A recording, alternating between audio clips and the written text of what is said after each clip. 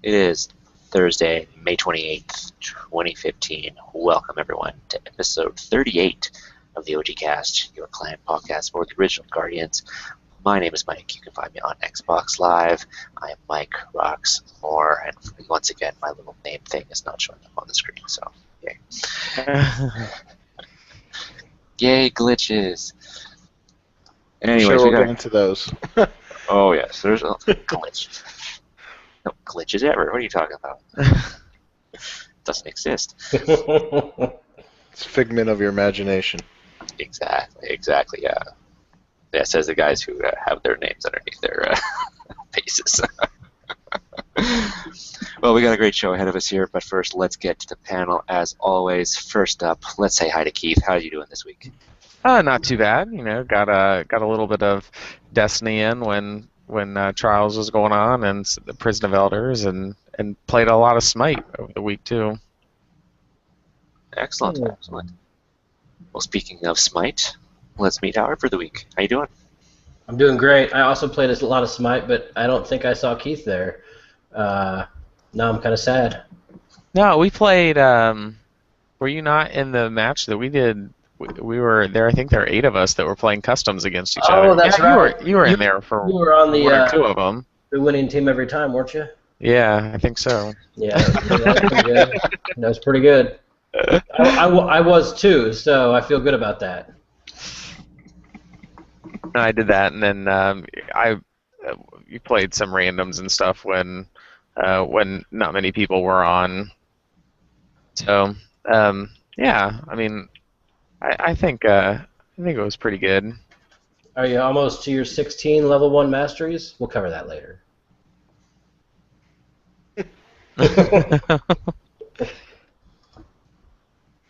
Well, I guess that's a no. No, I've gotten level 1, or like rank 1 per Cupid, but other than that, I don't know. You got to have 16 of them to play ranked. Oh, you have to have 16. Is it the rule? Yep. That's the high res Smite rule. So, good luck. It's taking forever.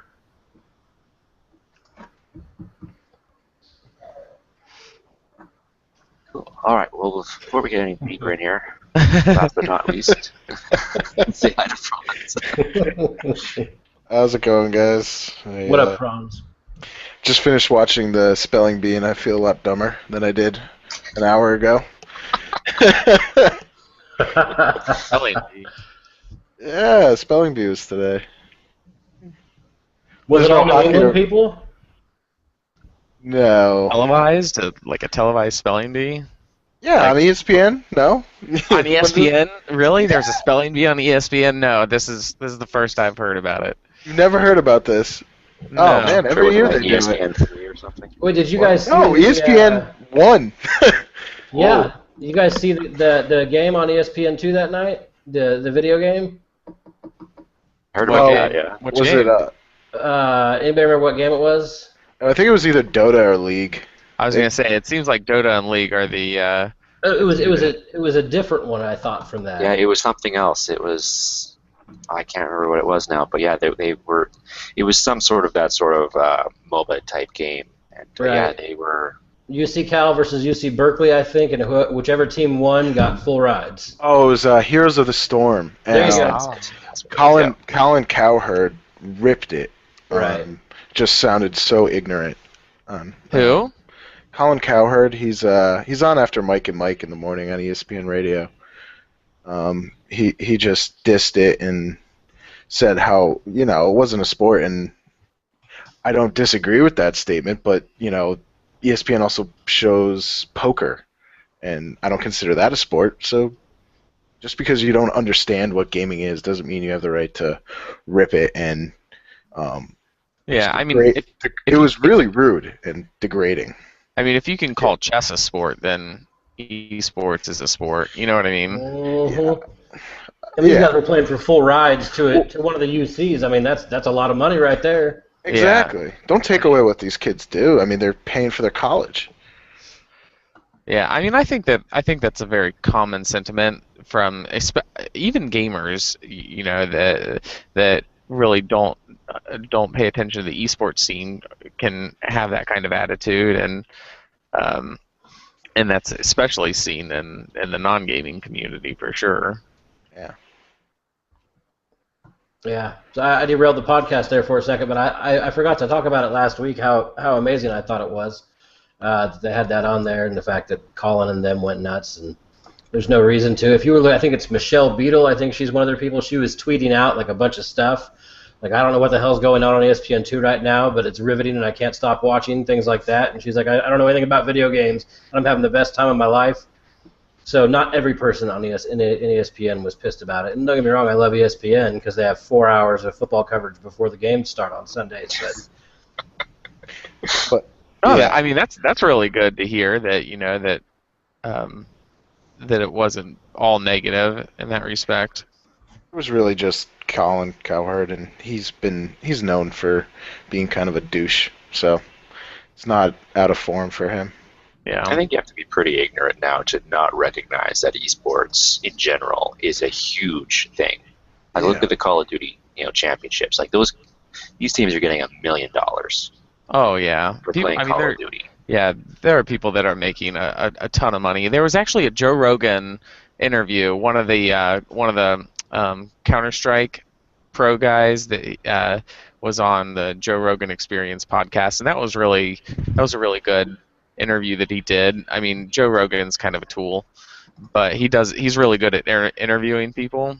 Yeah.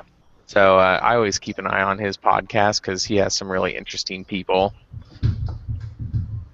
So if you want, check it out because I think that it's pretty entertaining and really enlightening. He goes in depth of, like a lot of the ins and outs of the industry in general, and chances are you'll learn something about esports.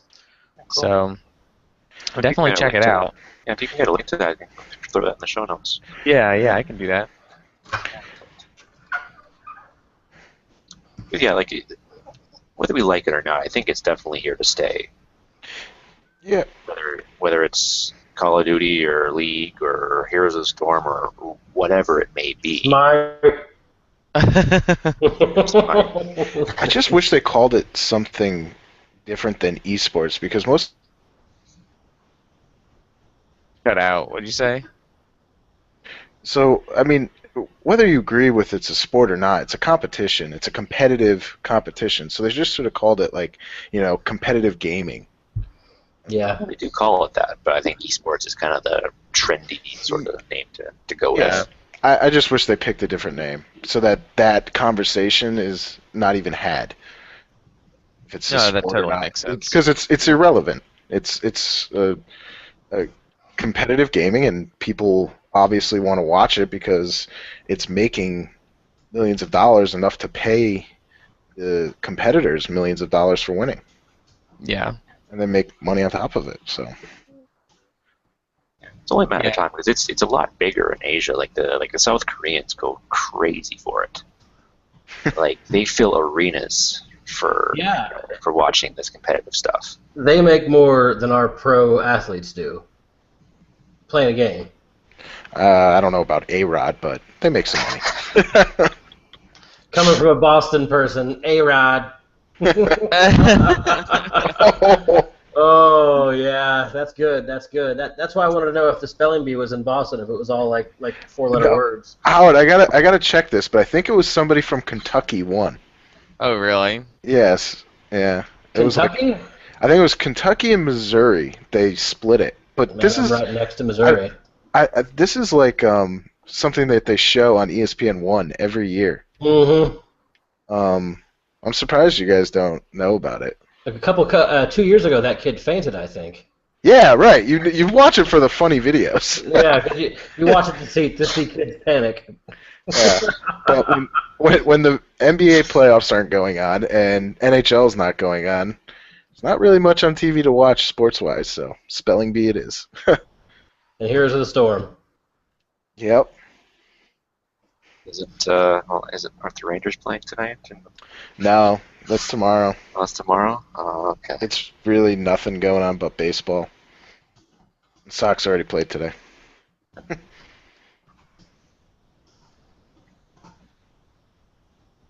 All right. Well, that will conclude esports chat for now. I guess. My bad. I'm the worst guest to have on the podcast, period. I feel like we always No. start off on a tangent, but that's okay. Mike reels us back in. Mm-hmm. Thanks, Mike. Oh, yeah. No. It's fine. All right. Well, let's... I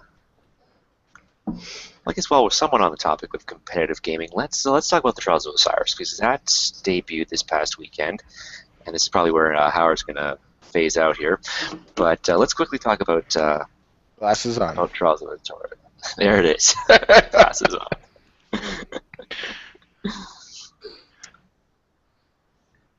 But yeah, Franz, you were away last weekend, so you didn't get a chance to play. But Keith, you played some. What did you think of it in the end? Yeah, I mean, I only played a few matches, and I think that it's definitely interesting in terms of what they've been able to set up, and I think that it has a lot of potential.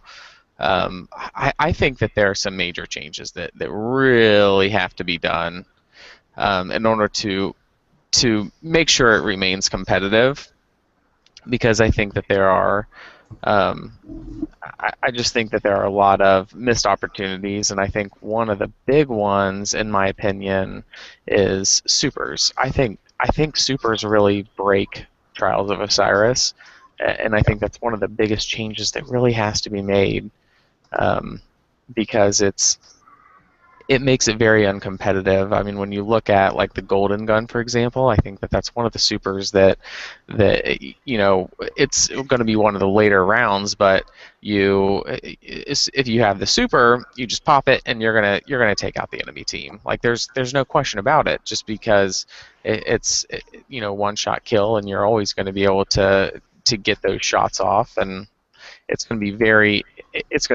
rare that you have the Golden Gun and you don't kill the entire team. Yeah, but don't you have the opportunity to counter it? I mean, ideally you would have at least one person with that same Golden Gun build on your team. So wouldn't you counter it?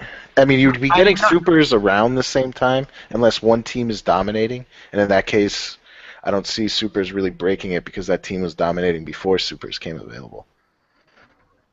Well, I mean, I think that it's supers are still going to dominate, because I mean, there might be a counter if you're a warlock or whatever, you're not going to have a counter to a Golden Gun. You know what I mean? Like a team of 3 hunters running Golden Gun is really the ideal setup for it. Oh, I agree. The other classes just really don't have anything with that kind of versatility.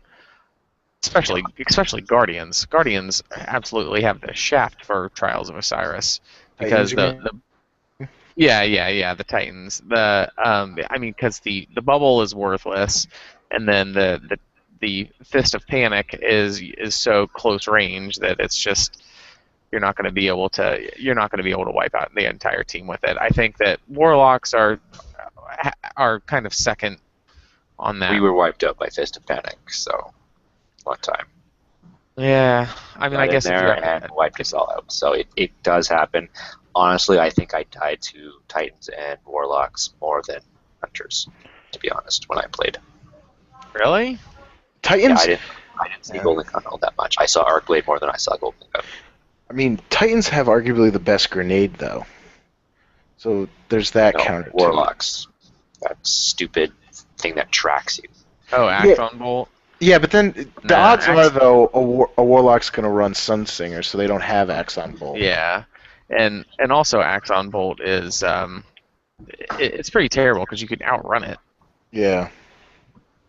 But if it will trace you across the map, though, so you have to keep running, because the minute you stop, it will find you.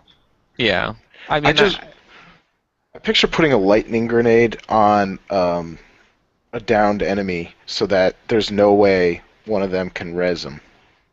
You know, just to actually block a res is just put a lightning grenade over that res. Yeah, I've heard the same thing with the trip mine as well, but again, we were pretty much all wiped out by a lightning grenade once too. We were able to throw it behind us, and then we were being attacked from the front and got this grenade behind us and it zapped us too. So it does seem a little unbalanced, I will admit. But and I mean, once you do get ahead, you're pretty much golden. Like once coming back, from a deficit, like a huge deficit, is damn near impossible. It seems to be. But yeah, I mean, I guess I didn't find that to be an issue because I mean, I was able to. We came back from a deficit once, and it didn't seem to be an issue. So I don't really think I had a problem with that. I don't know. I'm not really speaking from any experience, so I can't say how it really was. I did see all the complaining, but that was that. I mean, I plan on hitting it a lot harder this weekend than I did last weekend. Really, I mean, last weekend I only played a few rounds. I didn't get to play enough to really dig into it. But that was just from my initial impressions. Another thing that I saw that's broken as hell is that you don't switch sides. Like that's just crazy that you don't switch sides between rounds. Yeah, that's just stupid. Why wouldn't you? Like, it should be like any other search and destroy. Halfway through, you switch sides. Yeah, it's something that in my opinion that needs to change. Yeah. I mean, it's less of an issue when it's not objective based, but still, there's definitely sides that'll give you the height advantage. Even when it's objective based, it's not a problem because you're switching throughout the entire match. You know what I mean? Like it's less of an issue. But for the elimination style, it's every round you're starting on the same side, and it's and you're not switching. There isn't this kind of switching thing where you're where your spawn points are different and you're kind of rotating around the map as the control shifts around, so that it doesn't happen. Yeah. So I mean, it always seems like starting outside you seem like sitting ducks because it's so easy to flank.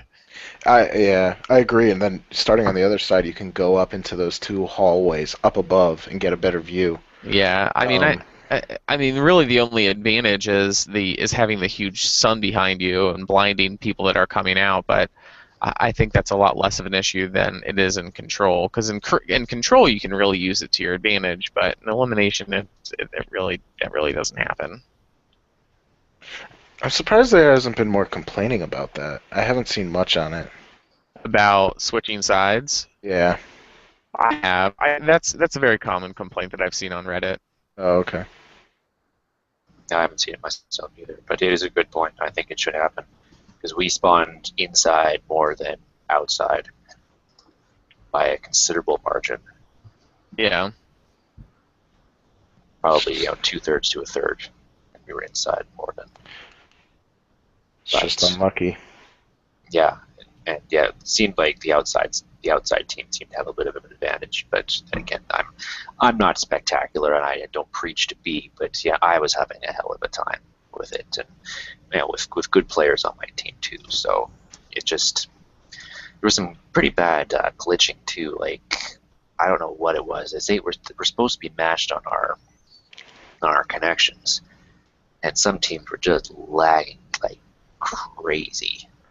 Well, I mean, one thing is it matches you on your connection, but if your connection changes after the match starts, then obviously it's going to be an inappropriate match. You know what I mean? So it's possible you could, like, if you start streaming after the match begins, then your connection's going to be a lot worse.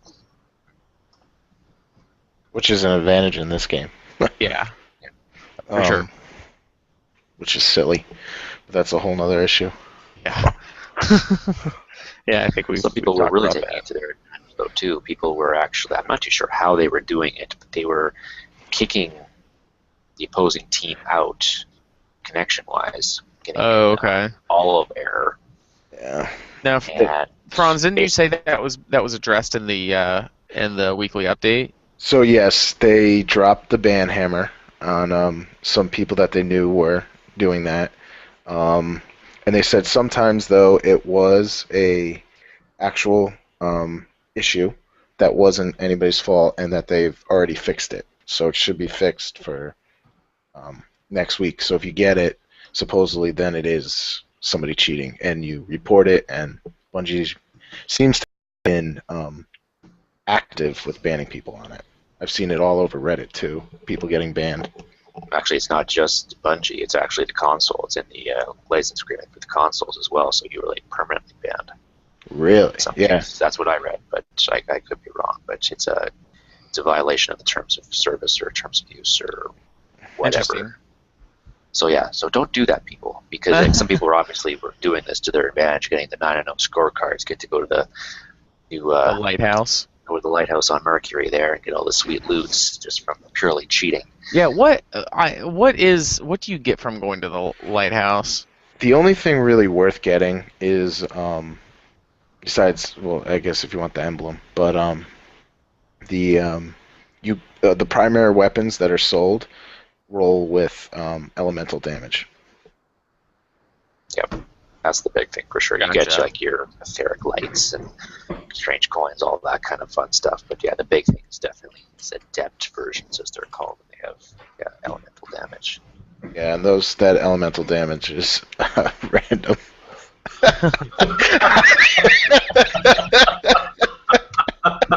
Oh, just see you scroll across the screen.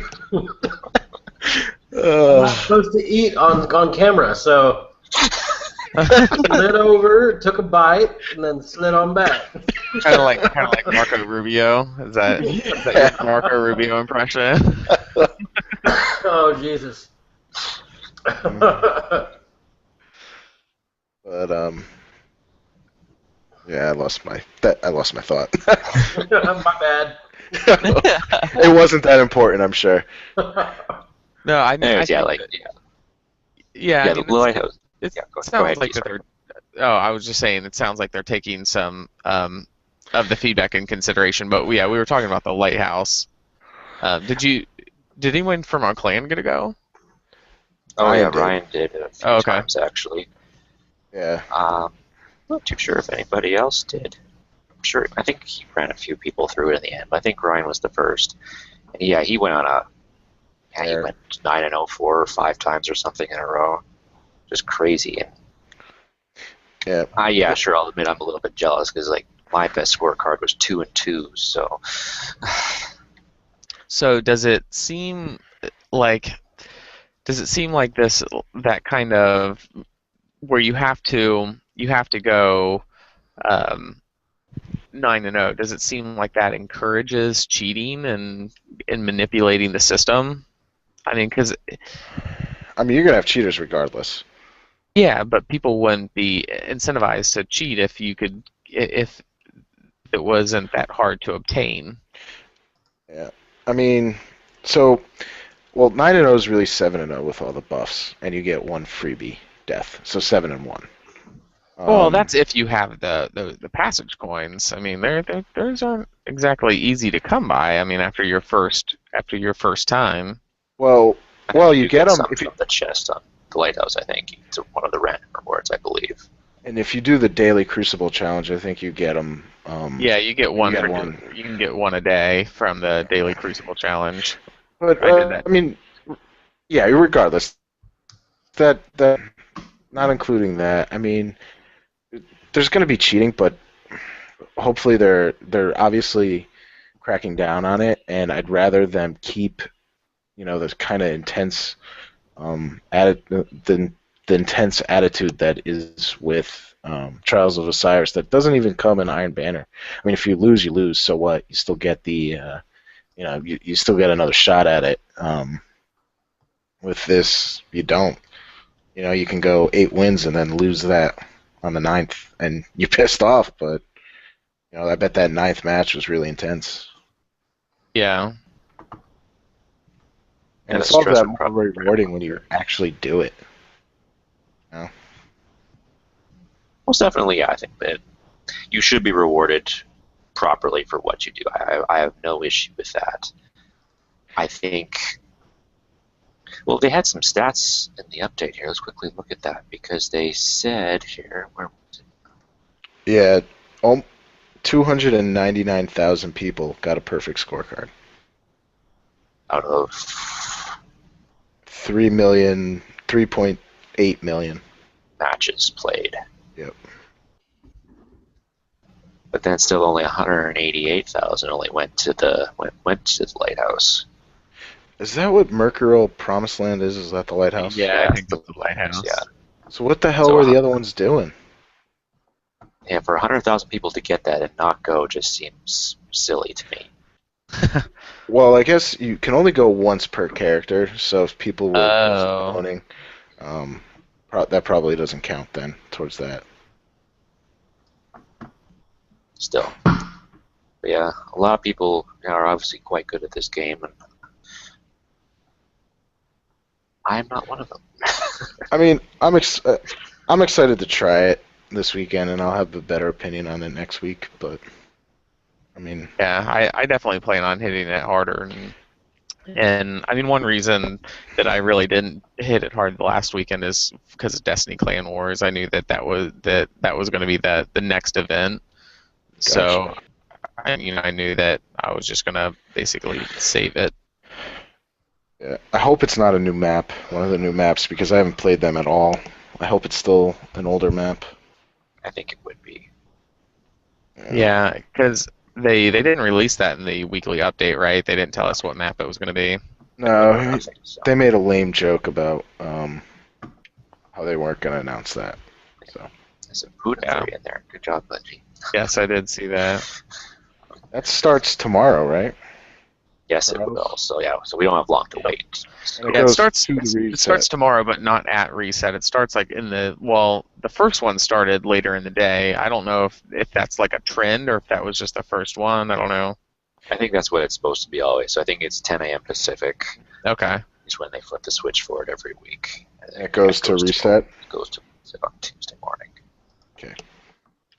So yeah, we shall see what it is. And hopefully we do a little better this time. But obviously, Clan Wars this weekend is Trials of Osiris. So what are the modifiers looking like for this, Keith? You got being easy on the folks, or? It's not too bad. We have Sore Loser, and hold on, let me see. We have Sore Loser, and then the Morgue. Sorry, let me pull it up. Yeah, Sore Loser at 65%, so you lose 65%, and then 75, you lose 75 points for each death. Okay. So, and then the clan member bonus. I didn't do one of the other modifiers just because of the problems that we were having in terms of like the Carnage data. If you were following along what was going on the website, there was a problem with how Bungie was reporting their data, and it was causing a huge chunk of information to be missing. So just to play it safe for this next event, we didn't include anything that uses that data. Okay. Cool. Obviously, Prison of Elders was last weekend's event, but what do you guys, think? I have a little bit more time with Prison of Elders now. I've been away all week, so I don't know about the about this week's levels. I guess I haven't had a chance to play them yet, but what you liking it still? We don't liking it? It's rough. It definitely takes its toll. I haven't been able to. I've actually only completed the 32 last week. I only did the 32. I haven't done anything this week. But the 34, it was just taking so long. It was like 2 hours, and I need to go to bed, so we didn't end up clearing it. I hear the 34 is even rougher this week. Oh yeah. Boss, at least. The boss is really rough. I don't know what it is. All I've done is 32 as well. So I'm excited to try 34. I think it's rough. It's a lot of fun. I like how where Titans lack in Trials of Osiris, they make up for in Prison of Elders. Well, that seems to be the going thing right now, because last week, the 35, which of course is Skolas, that was a solar burn. So everyone's using their Gjallarhorns to take him out. And it seems that, well, yeah, Titans with bubbles and max Gjallarhorns are the only way to get it done, it seems. Obviously not, but that's kind of the new cheese thing, I guess, is using these things to burn the boss as quickly as possible and not try to avoid the mechanics of the fight, I guess. What do you guys think about that? Because I hear the 34 is kind of the same way this week with that FX guy that they got in there this week. From what I hear, that's even still very hard. I mean, I don't know, so I can't speak to it. But I mean, that's most fights in this game is when it gets to the boss. If you have Gjallarhorn, you're unloading on it with it. So yeah, and I think that a lot of that is because the phase, like, there aren't phases of the boss based on like the boss's health, but based on like a timer. So after a certain amount of time, more ads spawn, and so basically you're rewarded for killing him as quickly as possible. In a lot of MMOs, they'll trigger ads or certain things happening based on the boss's health. So after 80% this happens, after 60% this happens. You know what I mean? Well, there is that aspect in the Skolas fight. Oh, there is. Okay. Yeah, I did get up to Skolas last week. I couldn't finish it because it was getting way too late, just like you said. Which brings me up another thing I want to get to in a minute here. But yeah, like once you get this health down to a certain point, the fight changes a little bit. You don't have to worry about this other thing, but then something else is introduced. It's really quite sort of raid mechanic, kind of implemented, or it's in that line, not just instant strikes. It's just burn the boss and that's it. But here it's a lot more like the mechanics are quite different, which is good, which is definitely a good thing. But yeah, there are different elements to it now, at least to the higher end stuff. Yeah, what's interesting in the update is one of the things Bungie is looking at right now is encounters with known prison inmate bosses, as they put it. So we might see changes coming to the boss fights. What does that mean? I don't know exactly. It's very vague, but they have a list of things they're talking about right now, and that's one of them. Encounters with known prison inmate bosses. So the boss fights in Prison of Elders. Gotcha. So, I mean, I think that one thing that I was a little disappointed that they didn't address in the update that I think needs to happen, or at least they need to talk about, is kind of the huge outcry there is for like a checkpoint system. Yes, that's where I was going. So is that where you're going next? I figured that might be what you're gonna talk about next. Of course, because it took us 2 hours to get just to that round 6 for Skolas, to that level 35. Yeah. And we probably could have spent another 2 hours on it. And to list, I had to sign out. I was done for the night. I lost all my progress. I spent 2 hours getting to this point, and it's all for naught if I don't take the boss down. It was incredibly frustrating, really. Wow, I didn't know that was a thing. Huh. Yeah, you definitely lose all progress if you don't complete it. You lose everything. Oh man, they should implement that every round. Yeah, because they did it in the raids. Well, here's the glass. You could crack the door open and quit, and you still could have that checkpoint. Here's the argument that is against that, and I agree with the argument. It's basically because in the raids you basically can be picked up on the LFG site without having to do any of the raid and kill the last boss. You know what I mean? So you're not putting any time in to unlock that, and so that's the primary argument that I've heard against a checkpoint system. But that doesn't cover everything. Like there is a way to do it. Yeah. Well, with the thing that's different with the raid is you got rewards throughout every time. Yeah. Throughout the process, so you could skip ahead, but then you're missing out on those rewards. With Prison of Elders, you would just have people on LFG asking nonstop for the boss fight battle. Just that checkpoint. And I think that the way to stop that from happening is like a punch card type system. So after each round, you basically get another punch on this punch card, kind of like Trials of Osiris, and everyone in the fire team has to have the punch in order to move on, and if everyone doesn't, then they go to the lowest common denominator. You know what I mean? Yeah. So that way, That way it allows you to have a checkpoint system without people being able to just ride on the coattails of what other people have already done. That's a great point. Like you have to fill out your card. You could beat the boss, but then you won't get any rewards until you fill out the card.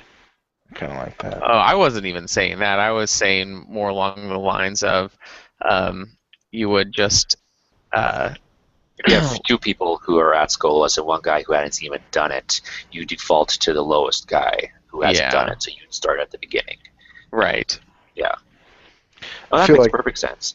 That's kind of how I thought they were originally even doing the raids, because I remember like way back in the day that they were saying that you had to follow the same fire team leader in, to get your checkpoint, where somewhere along the line that changed, whereas basically we all got the checkpoint no matter what. Yeah. But even like forcing you to, they keep track of everything, Okay, you were this fire team, guess you can go back to where you left off. This group, there's definitely ways of doing it. And I definitely understand why they don't want to do it for to get for the loot issue. I mean, it's definitely a problem that can be solved, and I think it's a problem that should be solved, because the level 35. I mean, it's going to take like 3 hours until it's on farm status, and who knows if that's even going to be possible since it's going to be like rotating bosses. Yeah. Oh, that one's going to be the same boss. That one's always going to be Skolas. Oh, I wonder if the levels up to it. Do the stages up to the boss rotate, or is it just stages? That I don't know. So I mean, I think it's something needs to be done, and it's really sad that they didn't come to that realization at launch of House of Wolves, because I don't think that it's going to get added after the fact. No, we still could, but yeah, it seems like a large coding issue. Yeah, I mean, a lot of coding. Yeah, I think it's a significant level of effort, and I just don't see that it would happen. I definitely think the time. I'd like to be proven wrong on that, but yeah. I think the time will get cut down. As we get more, like the time it'll take to get to the boss will get cut down. Oh, probably, yeah. As we get more comfortable with it. Yeah, not as significantly as a raid going from like 14 hours to 45 minutes, but I think you might be able to shave off an hour. So instead of it, taking 4 hours, maybe you can do it in 2, which is not a bad time. Well, but until that comes, and with the modifiers changing every week too, that's a potential. There are how many modifiers in the game now, and how many different hundreds of different combinations are there? I guess. So, yeah, but I mean, we're gonna have guns to counter that. I think. There's going to be the shitty modifiers that stage is going to suck, but the entire fight isn't going to suck. You might have one really hard and crappy round they have to deal with, but yeah, I think as we get more weapons that can, and just learn the play styles better, I think we'll be able to breeze through it quicker. We'll see though. For sure. For sure. Well, you guys got anything else Destiny related here before we move on? I think we got to get Howard into this conversation. So. Yeah. I guess one more thing before we get Howard in here. Iron Banner returns next week. Yes, I did see that. That was good, and you'll be able to buy 2 of the oh shoot, what's it called? The new currency. The Etheric Light, yes. I don't know why I couldn't think of it. Yeah, you'll be able to buy 2 of the Etheric Lights, which will be nice. Yep. Yeah, rank 3 and 5, you'll be able to purchase that. Yep. And if you get forging is all of the gunsmith now, so Lord Saladin or whatever the heck his name is, he's doing less now, but yeah, that's the big thing there. But if you get one character to level 5 and you want to do it on another character, it goes quicker. That's true, yeah. So a lot of good changes coming. So that's gonna be good. And so Bungie's definitely giving us a lot of the competitive PvP stuff. And I guess just one more quick point is they did say in the update the treasure keys will. They're looking at ways to implement them more, so you don't have to farm chests nonstop, which I think was the largest complaint of this You whole. buy them, I mean, let us buy them with moats or with strange coins. It's Just easy solution right there. or I think the best is just the first time you run it at any level, you get a key for that. Yeah, very true. I think that's a given. Yeah, but yeah. Well, because that's how it was originally supposed to be. That's what we were.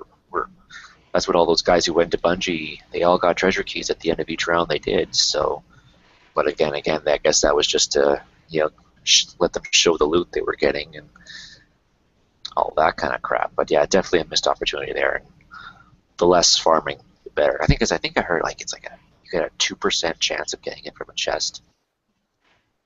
Yeah, that's a little wild. It's ridiculous. Well, and I mean, to be honest, that big chest at the end really isn't even that great. No, it's not. So I mean, I think it's more of a mental thing for people. Like they feel like they're missing out, but in reality, it's really not. Nothing substantial. It's a Gorgon chest, right? You can have a chance of an exotic, and it's going to give you a legendary. Yeah. It'll be a shitty legendary, but it'll be a legendary. It's like beating the Nightfall. Sure. Actually, but all those sweet queen weapons, guys, come on. They're so good. All right. Get Howard in here. Take off the glasses. Take off the glasses, buddy. Glasses off. I'm ready to rock and roll. All right. I'm wide awake. What's up, everybody? How is Destiny going? Have we covered Destiny yet? I think we did. All right. What's new in Smite this week? Well, I want to start by saying recruiting is going well. We have 28 members. You all are loosely considered members of the Smite clan since you're Destiny folks for the most part. But we have 20 active people on a daily basis that are playing Smite, so we're actually getting some 5v5s going on. We're playing each other, and there's 8 to 10 people on and 5 people waiting to get into groups, and everybody's communicating and playing well. So I'm really happy with that. The recruiting's going well. And speaking of that, I have to send out a few thanks to people. Solaris started with helping me recruit a little bit on Reddit. Sparky, Nathan, he's helping out. MDad got 4 people in one day. He just keeps joining public games, and he's just some East Coaster that likes to BS, and next thing you know, like, apps are rolling in. Because they're like, this guy's crazy. Yeah, he's just playing public games, and he's like, anybody have a mic? Yeah, and he's like, you should join our clan. I mean, and they're coming in, and all of them so far, knock on wood, have had great attitudes, and they're kind of players that OG wants. We've had 3 that joined, not counting the 28 anymore, that didn't make it. One made it 34 minutes, one made it a day. We weren't the right place for them. They weren't the right place for us, Yeah. So it worked out, and so it's going well there, but continue on. Nathan's helped, Solaris has helped, MDad's helped a lot. Ridge prepares me for this show every night that we have it. We have a long conversation throughout the day, and he helps me. He knows I just make things up on the way to the board, if you will, and so he helps prepare me and give me some information that'll help. And Eons, Josh, of all people, he's every night he's grabbing people in groups, getting them together, and kind of organizing things. My summer schedule started at work, so I'm getting up at 4:30 in the morning now, as opposed to 6:51. It's a big jump.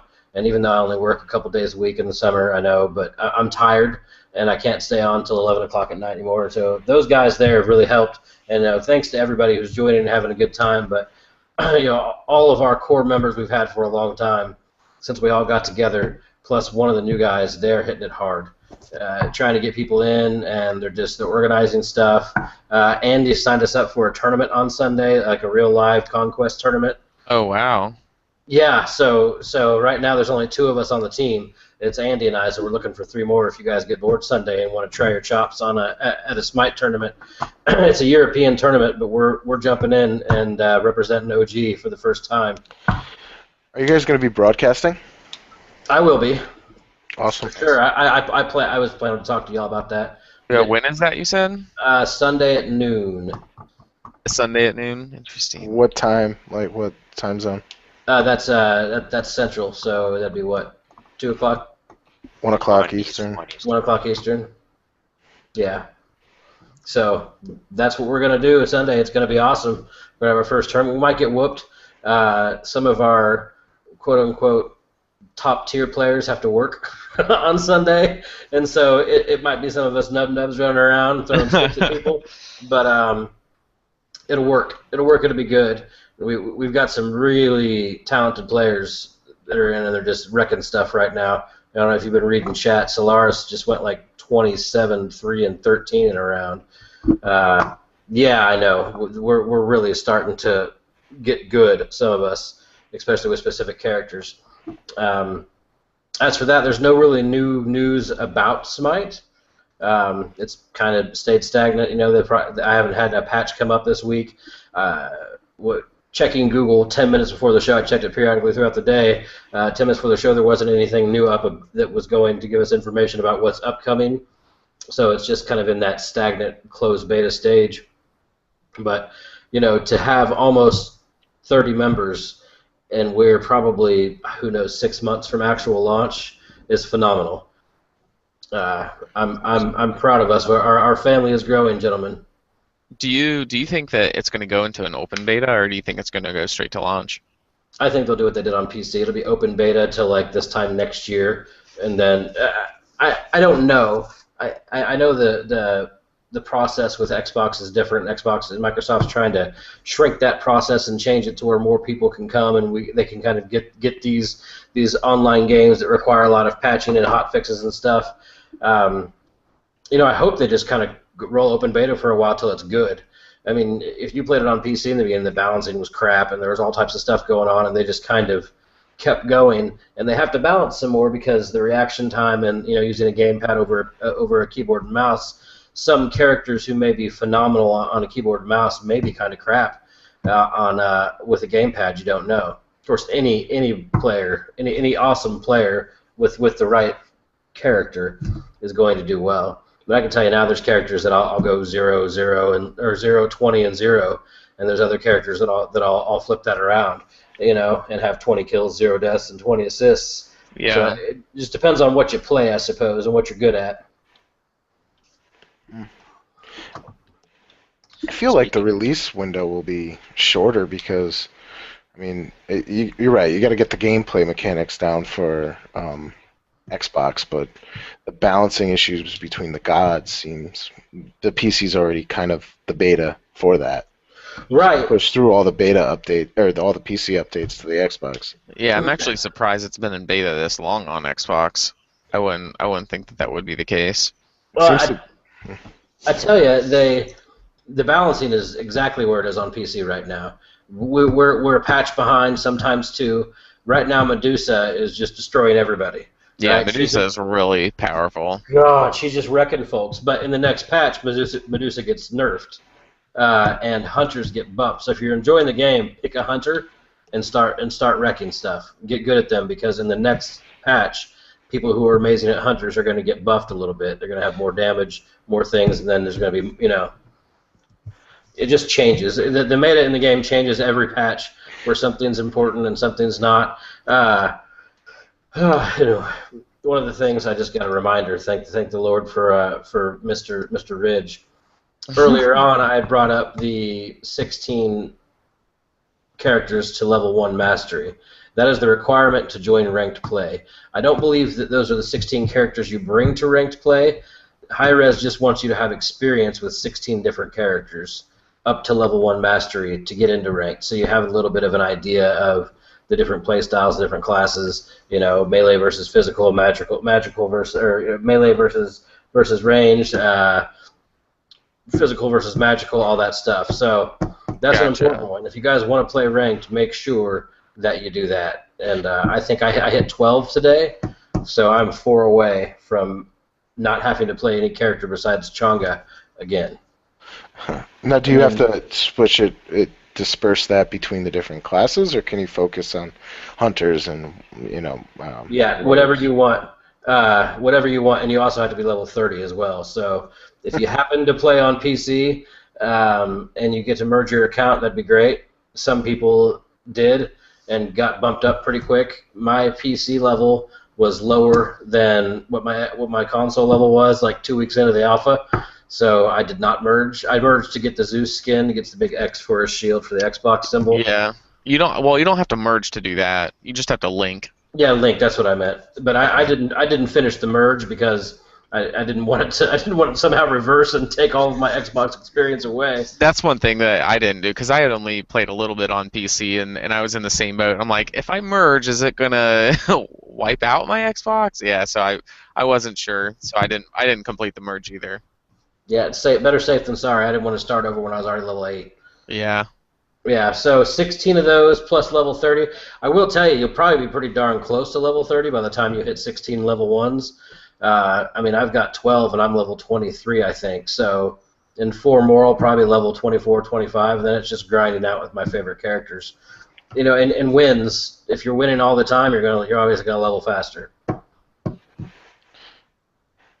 Now you don't level when you play against bots, right? That has to be live matches. Right. Yeah. You don't even level if you play a private game.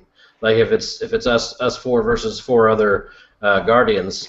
There's no experience awarded at the end of the game. We spend so much time scrimmaging against each other, we lose out on some of that experience. But, I found that to be a major bummer. I mean, I get why they do it because they don't want people to boost, but right. But it is unfortunate. Well, it's unfortunate. It's also beneficial because you still have to grind it out a little bit, and we're learning so much playing against each other. I mean, what was it, Friday night? I think was it? We were all together. Maybe Saturday. We were having a blast, and we were wrecking folks, and it's kind of fun to wreck your friends and laugh at them. And as soon as Xbox fixes this Twitch party chat crap we talked about last week, we'll be able to hear us talking crap to each other. So you'll hear 8 people talking smack at once. It was phenomenal. Yeah, because we remained in the same party when we were doing that, which was kind of confusing, and because we couldn't really strategize. But it was fun. Right. Yeah. We used to split the parties up, but it's so difficult to get the Xbox party system to work properly. We just decided, let's not do it anymore. Let's just all stay in one. And you always know that I'm up to something if I'm quiet. Yeah, but you're like never quiet, so. Right. That's the thing. But I got caught being quiet that night. And I took a tower down, and I was like, everybody knew, like, damn it, Howard, you didn't talk for like 3 minutes. Now we knew what you were doing. Got to communicate, I suppose. But you all weren't communicating that you were dying, or that team wasn't communicating that I was killing them. They just went to another lane and left me there to go nuts. Other than that, we're rolling smooth, still recruiting slowly but surely. We're trying to, grab 1 or 2 members a week from here or there that we like, that like us. It's mutually beneficial, and hopefully build up to having, a nice solid player base of people where we have different time zones, lots of different groups going on, so everybody can kind of always have someone to play with. Excellent. Any questions? Do you guys have any questions about Smite? Because you're Destiny folks, and even though some of you have been playing a little bit of Smite, is there anything we can help you with? I feel like just for me, the biggest daunting thing and holding me back to get into Smite is the items. Like I can understand playing a god and then you learn that god, that's fine. But then the items just adds a whole nother level of complexity. That's kind of the barrier for me, is getting over those items. Right. Well, what's your favorite kind of character? Do you know yet? I like a warrior melee type of character. I haven't played much of hunters, but they also sound like they could be my style. Right, so that would be, I think Josh plays a lot of warrior melee characters. I play mostly mages, so I can build them pretty well. If you just asked him, he'd be like, yeah, buy these 6 items, and if there's 5 physical people on the other team, buy these 5 items plus this one instead, and he'd be able to work you through. And I'm going to go over a build that I use for Changa, which is obviously my favorite character. I don't know why I don't see more of her. She's the most annoying character in the world to play against. The other day I faced one as a Hades, and she was destroying me for a little portion of the match till I remembered that I play her all the time and I knew what she was about to do.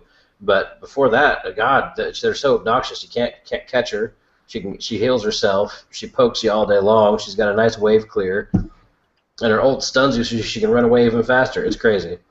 But I don't know, Franz. I think you just need to. I think we talked about it last week. Let me Google that for you. Find a character you really like, and then just type in the first 4 letters of that, and then build. And then Smite Fire will pop up and give you a good build probably. Look for ones that have high votes. If you get low votes, it means it's going poorly, that people don't like it. High votes means obviously it's awesome. And then also there's it will automatically buy the items for you, so you don't even have to worry about that right away. Yeah, but you want to turn that off soon because it ends up gimping you quite a bit. Yeah, because then you don't learn it, right? What's the point? Well, it also buys the most standardized items. It doesn't think about the situation you're in or anything. So it's just going to stack the most popular items throughout the thing. And a lot of times, if you do auto build on a character and pay attention to what it buys you, and then play a few rounds, play a few rounds with it off, you'll find that there's 2 or 3 things you always wanted to swap out.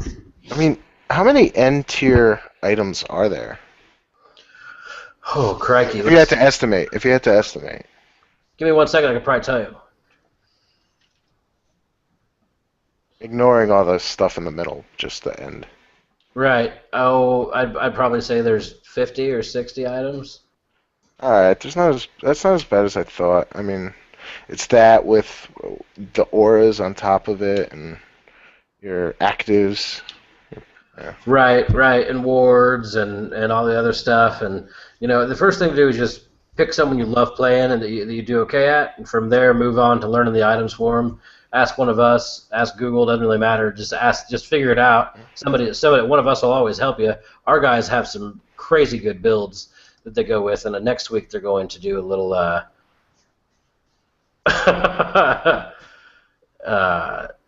apparently I hate Janice. Ridge wants to hear me yell about how much I hate Janice. I'm not going to do it tonight. So just paying attention to our viewer mail right there. They're throwing stuff in there. Freaking Janice. No matter what I do, Ridge could place his Janice portal in like Nebraska, and I could be in Florida, and I would walk into it and take half my health away every single time. The most frustrating person to play. It's like I'm walking somewhere, and he's like, "Oh, there's Howard. Watch this. Boom." Oh, is that the portal that makes you come from the top? Ground? Like you go through the ground and come from the top. Yeah, and then while you're there, everybody can nuke you. Yeah, that's super obnoxious. Yeah, and Ridge is like stupid good at placing it, which is frustrating as hell. I usually try to pick him in our scrimmages on my team, so I don't have to deal with Janice at all. All right, so without further ado, if you don't mind, I'm gonna go ahead and jump into my build real quick because I know we're starting to push forward a little bit on time. I play Chonga the most. She is a little hot Asian girl. I mean, in a dress is the best way to explain it. Every one of her attacks is a dance, if you will, and there's something about destroying people as a little Asian girl in a dress who's dancing is kind of awesome to me. So I'll get into her build. This build that I'm going to talk about is the one that I usually use when I'm playing solo and Conquest. It's got a little bit of everything, or at least enough of everything for me to feel comfortable about it. And I'll give you an explanation of Chonga real quick. She's got a rabbit. They call it the Jade Rabbit, and as I said before, it's the only thing on this planet that I'm frightened of is rabbits, snakes, spiders, everything else I'm fine with. I'm scared to death of rabbits. And the character I love the most has a rabbit that follows her around. Late game, well, any time in the game, you can send the rabbit to the store. You never have to go fountain to buy anything. Rabbit takes care of all of it for you. So once you have enough mana to sustain yourself and keep going, you never have to go back to the fountain again. So while everybody else has to go back and buy or heal up, you can heal yourself, things like that, and you can just keep pushing the lane and feeding yourself. So the rabbit's the most important part and one of the most fun parts about it. The first part of my build, I always go with Shoes of Focus. Some people go with the Shoes of the Magi, I think, which is 50 gold more. It's got more magical power. I like the Shoes of Focus because it gives movement speed, which is awesome when you're trying to escape as a squishy mage. It gives you 15% cooldown reduction, which is awesome because you want to be able to spam her abilities as often, and it gives you 30% magical power, which isn't all that much compared to, I think, 75 on the other. The next one I go with is Chronos Pendant. Gives you 25% more of cooldown reduction. 40% is your max, so that gets you to your 40%. So you have 40% of everything going down. It gives you 75 magical power, so you're building that. And then it gives you some MP5, which is, you gain mana so you can stay out longer. Those are the first two things I usually buy. From there, I get Warlock Sash, which has magical power, 400 mana, and 300 health. Now, the mana is important for the next item, which is, for a later on item, which is the Book of Thoth. But Warlock Sash, you can get 100 stacks. In each stack, you get 1 stack per minion kill, 5 stacks for a god kill. You gain plus 3 health and plus 0.6 magical power per stack. And you can get that up to 100. That's what they call a snowball build. And that's kind of one of the cores of it. Next is, and I always mispronounce this, Polynomicon, I believe is how it's pronounced. It's a little green book. It gives you more magical power. It gives you 10% magic lifesteal, which is great. And it gives you 300 mana. And the mana goes back into the Book of Thoth thing as well. And then its passive is, using an ability gives your next basic attack with the next 8 seconds 60% of your magical power as additional magical damage. So that's helpful somewhat.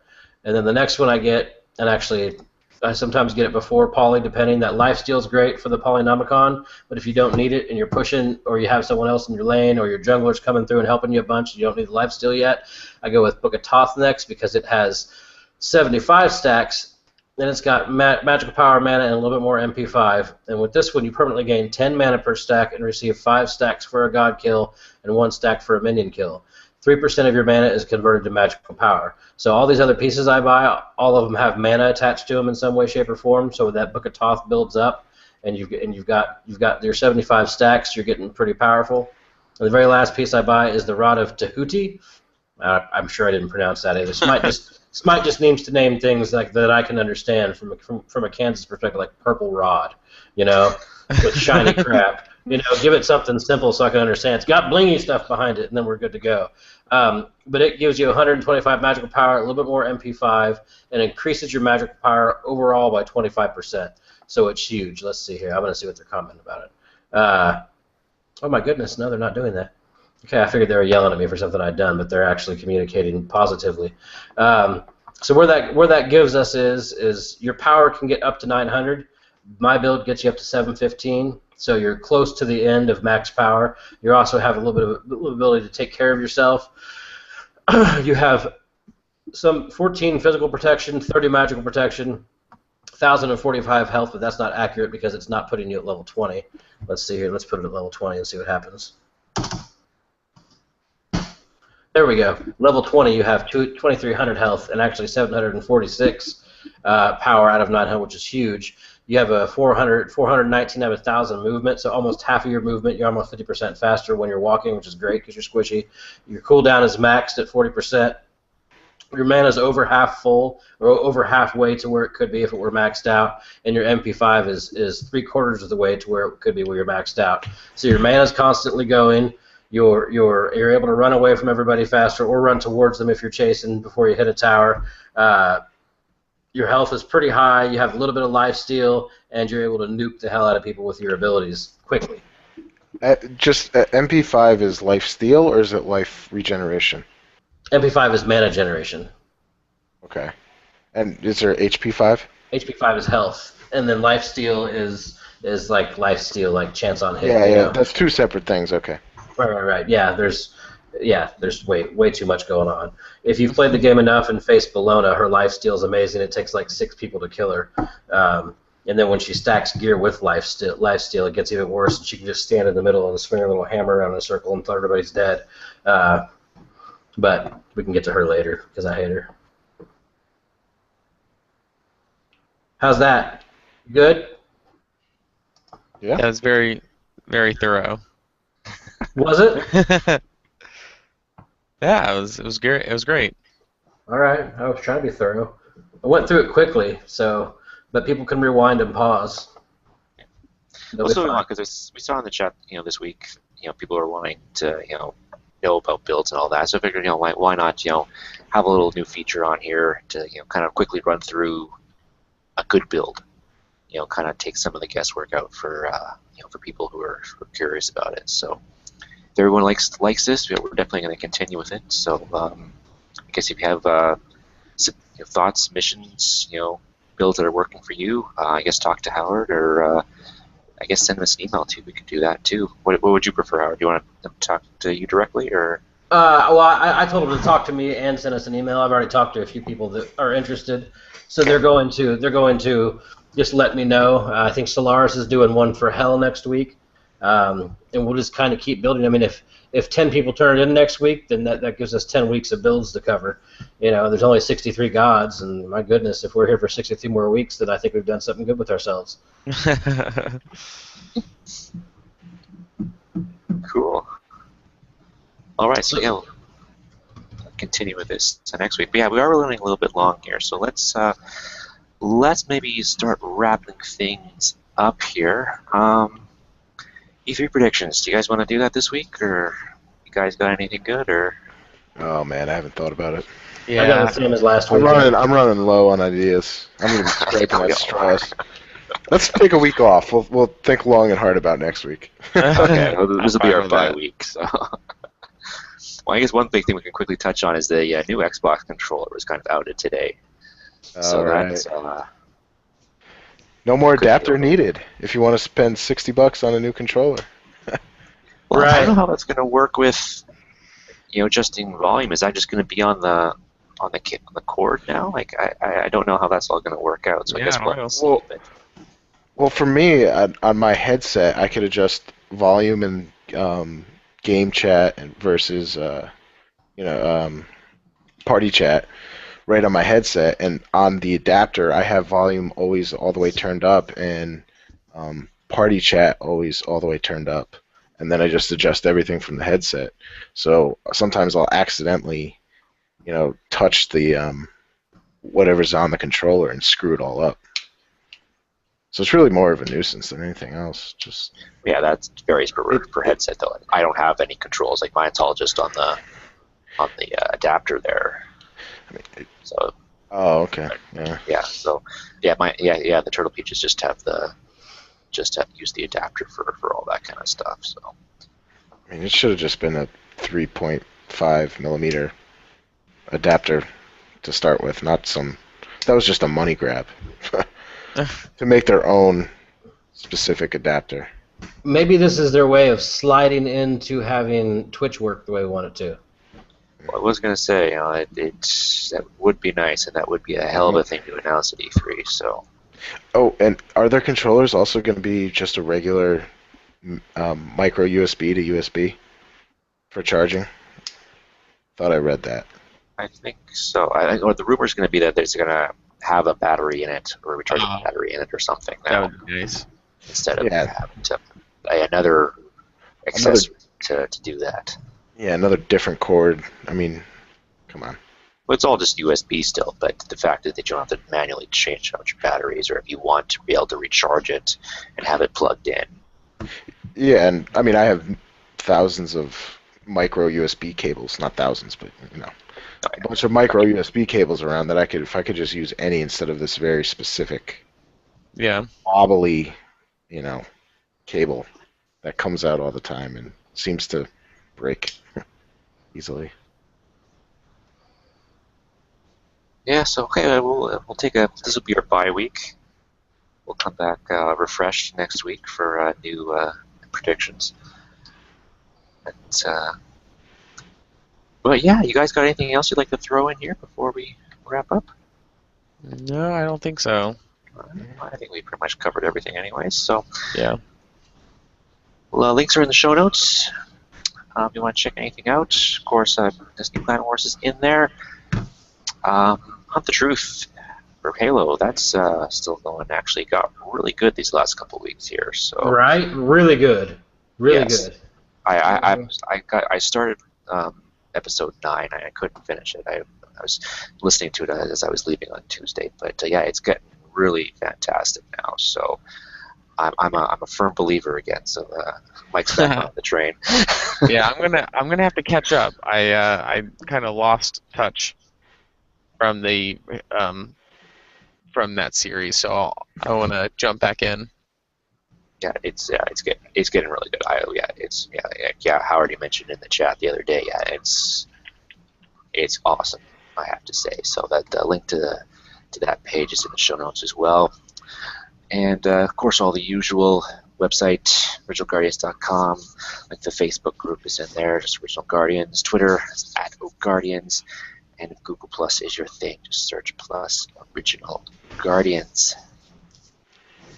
And I think that'll pretty much wrap things up for me. Thanks everybody for listening or watching, and we will be back next week at 10:30 Eastern. Until then. Later, guys. All right, see ya. Later.